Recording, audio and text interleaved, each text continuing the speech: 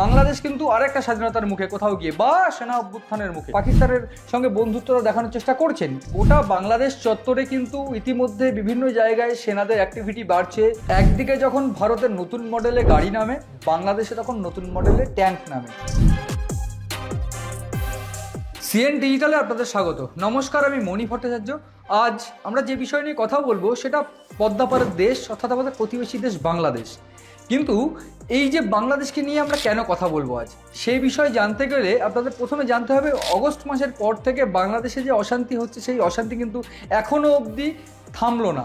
কিন্তু এই যে বাংলাদেশের অশান্তির মূল কারণ কি বর্তমানে, সেটা লক্ষ্য করলে আপনি দেখতে পাবেন বাংলাদেশ কিন্তু এখন ফের তারা বাংলাদেশের যারা সাধারণ মানুষ বা বাংলাদেশের যারা কিছু বিত্তশালী মানুষ কিংবা যারা বুদ্ধিজীবী তাদের মতে কিন্তু আর একটা স্বাধীনতার মুখে বাংলাদেশ।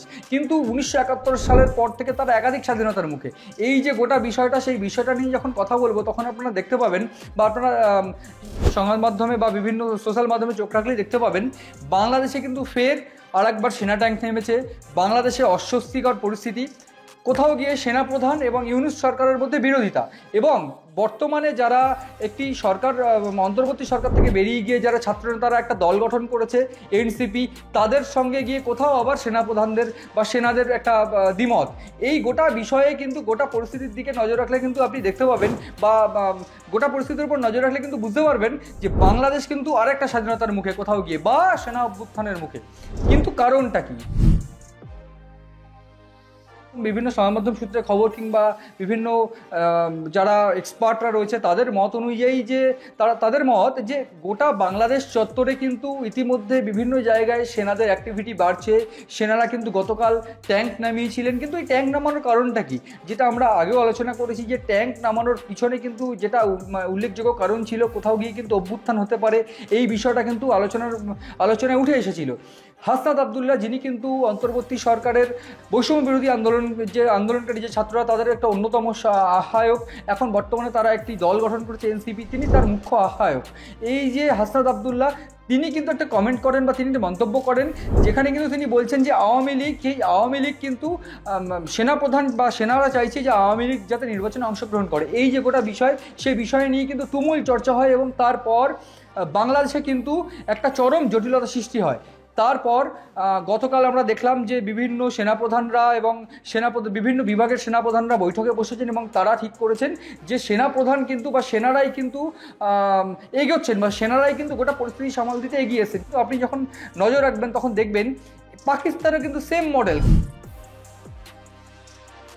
এই যে পাকিস্তানের মডেল, কোথাও গিয়ে কিন্তু আপনি দেখবেন যে বাংলাদেশ এবং পাকিস্তানের মডেল কিন্তু কিছুটা একরকম হয়ে যাচ্ছে। তারা কিন্তু চাইছেও বাংলাদেশের যারা অন্তর্বর্তী সরকার রয়েছে কিংবা বাংলাদেশের যারা হাসনাত আবদুল্লাহ কিংবা সাজিদ সালাম, তারা কিন্তু একাধিকবার পাকিস্তানের সঙ্গে হাত মিলিয়ে চলার কথা বা পাকিস্তানের সঙ্গে বন্ধুত্বটা দেখানোর চেষ্টা করছেন। কিংবা নাহিদ ইসলাম বা যারা অন্তর্বর্তী সরকারে ছিলেন, বর্তমানে আসিফ মাহমুদ রয়েছেন, তাদের মুখেও কিন্তু একই রকম স্লোগান শোনা গেছে, ভারত বিরোধী স্লোগান এবং পাকিস্তানের সঙ্গে বন্ধুত্বপূর্ণ স্লোগান।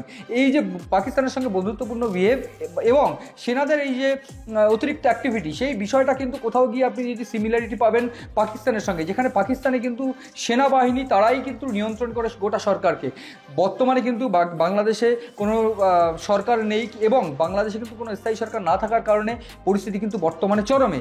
এই গোটা বিষয়ে কিন্তু আরেকবার প্রশ্নচিহ্ন উঠছে যে যারা ছাত্র সরকার বা ছাত্ররা আন্দোলন করলো এবং ইউনূস সরকারকে ক্ষমতায় বসালো এবং ইউনূস সরকারের উপর কোথাও মানুষের ভীষণ বিরোধিতা এবং মানুষরা কিন্তু কোনোভাবে মোটের উপর আপনি বলতেই পারেন ইউনূস সরকার কিন্তু ব্যর্থ, গোটা পরিস্থিতি সামাল দিতে ব্যর্থ বা সরকার চালাতে ব্যর্থ, এবং সেই জন্যই কিন্তু সেনা এবং সেনা প্রধানদের এরকম অ্যাক্টিভিটি বা এরকম সাজোয়া ট্যাঙ্ক রাস্তায় দেখা যাচ্ছে। এটা কিন্তু বিশেষজ্ঞ মহলদের মত।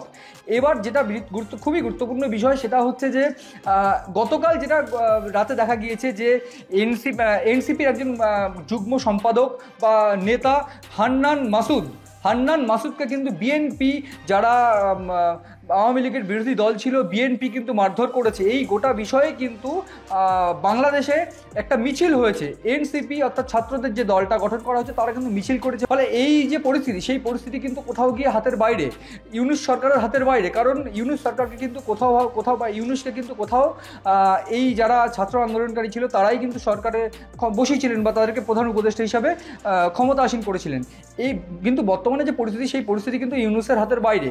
ফলে সেনাদের যে অ্যাক্টিভিটি পাশাপাশি আপনি দেখবেন যে সেনাদের বিরুদ্ধে কিন্তু এই এনসিপির নেতা হাসনাত আবদুল্লাহ বলছেন, পরে যদিও সার্জিস আলম মেকআপ দেওয়ার চেষ্টা করেছেন গোটা বিষয়ে ভুয়ো এবং সোশ্যাল মাধ্যমে বিভিন্ন পোস্ট করে, যদিও সেই পরিস্থিতি কতটা সামাল দিতে পেরেছে সেটা প্রশ্নচিহ্ন থেকেই যাচ্ছে।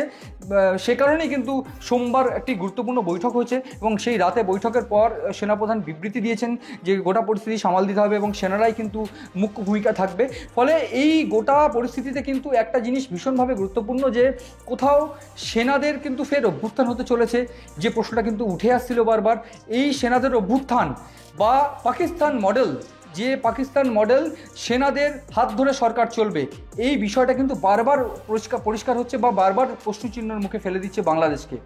একদিকে যখন ভারতের নতুন মডেলে গাড়ি নামে, বাংলাদেশে তখন নতুন মডেলে ট্যাঙ্ক নামে। এই যে বাংলাদেশ কবে পরিবর্তন হবে, বাংলাদেশের এই টালমাটাল পরিস্থিতি কবে ঠিক হবে তা আমাদেরও জানা নেই, তা হয়তো বাংলাদেশের ইউনুস সরকারেরও জানা নেই। গোটা পরিস্থিতিতে আমরা নজর রাখবো, গোটা পরিস্থিতিতে নজর রাখছে আমেরিকাও এবং ভারত সরকারও।